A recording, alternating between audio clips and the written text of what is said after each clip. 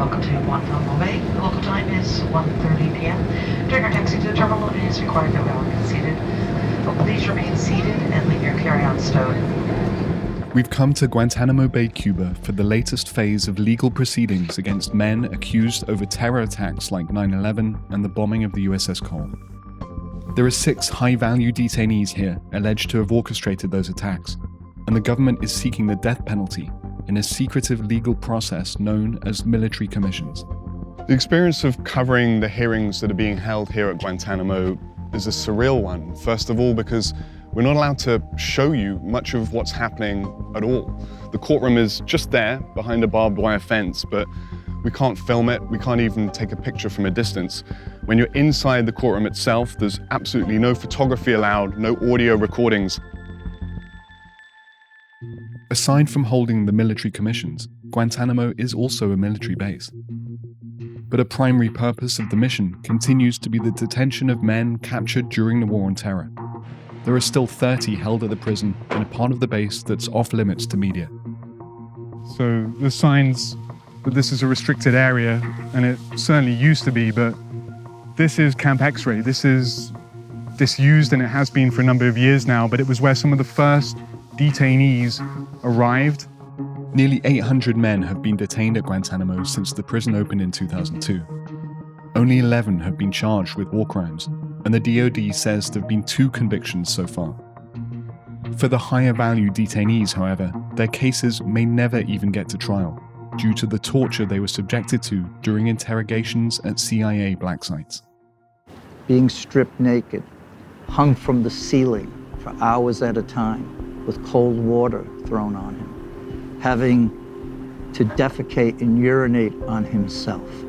I mean, I can list the things that happened to him. Anthony Natali is the lead defense lawyer for Abd al-Rahim al-Nashiri, a Saudi national accused of orchestrating the bombing of the USS Cole in 2000.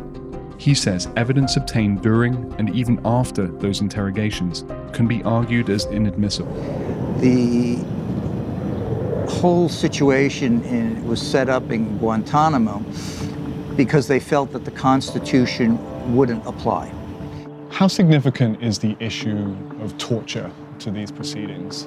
The torture is sort of the beginning, the middle, and end of all of these cases. Now they get to these hearings and they want to use those statements, either directly or indirectly, that people made when they were being tortured. How do you rely on that? The way this commission system is set up is that it's nearly impossible for the whole truth, the truth, and nothing but the truth to come out.